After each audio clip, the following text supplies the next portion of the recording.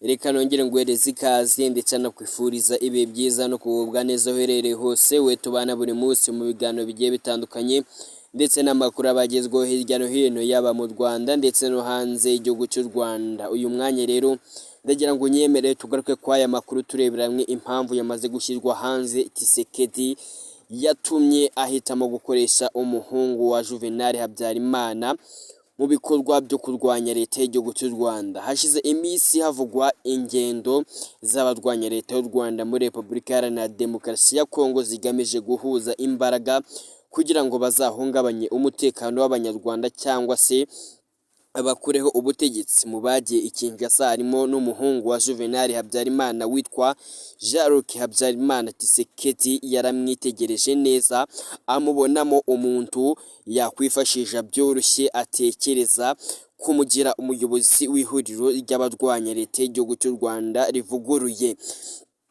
Hari amakuru rero amaze iminsi avuga ko iri huriro rizaba ririmo abagize umutwe w'iterabwoba wa FDLR ndetse n'abandi banyarwanda bari mu buhungiro, barimo abahoze ari abanyapolitiki bakomeye cyane hano ngaha mu gihugu cy'u Rwanda ndetse n'abasirikare nka Kayumba Nyamwasa, abakora mu nzego z'ubutasi zo muri Repubulika Iharanira Demokarasi ya Kongo no mu Bufaransa. Bavuga ko Tshisekedi atahisemo Jean-Luc kubera ko ari umuhungu wa Habyarimana gusa, ahubwo ari uko yanashingiye ku kuba ari we ukunda kwigaragaza cyane, akaba n'umuntu uhora ateze amaboko ku buryo kumukoresha byakoroha cyane. Jean-Luc rero ntafite ishyaka, ntiyayoboye urwego urwo ari rwo rwose, ariko Tshisekedi amubonamo umuntu yakwikoreza ibikorwa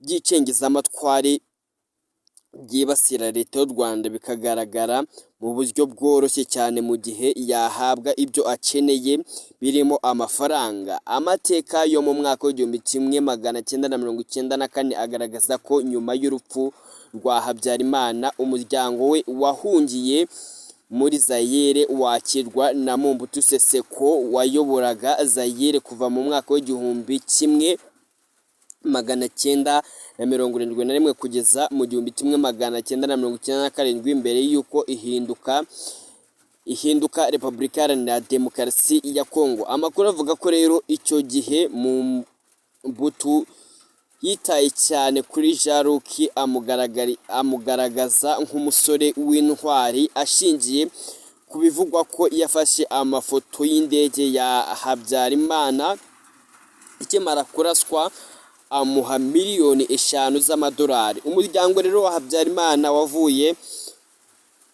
muri Zaire ujya muri Gabo.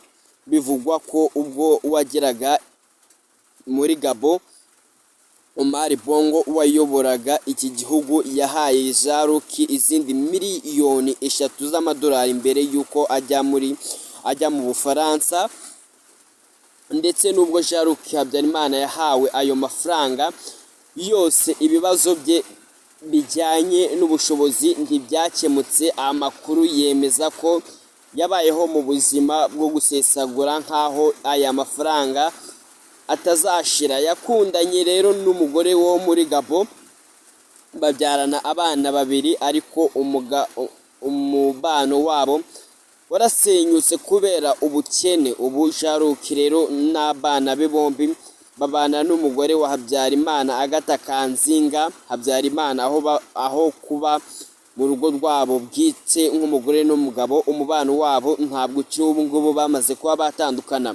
Tshisekedi rero yabonye imibereho ya Jean-Luc nk'amahirwe, atekereza kumuha amafaranga akeneye maze nawe akamwifashisha mu bikorwa byo kurwanya leta y'u Rwanda nk'igikoresho aho kuba umunyapolitike uhamye. Abo mu nzego z'ubutasi bagaragaza ko Tshisekedi abona Jean-Luc nk'umuntu watuma icengezamatware rigira ubukana hashingiwe ku mateka ya Habyarimana, ariko ibyo bigashoboka mu gihe amumenyera ibyo akeneye byose.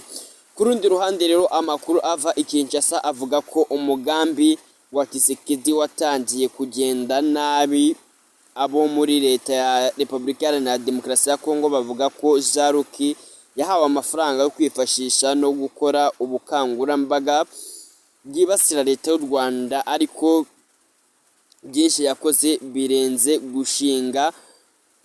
gushinga urubuga rwa Extra Africa Media Group.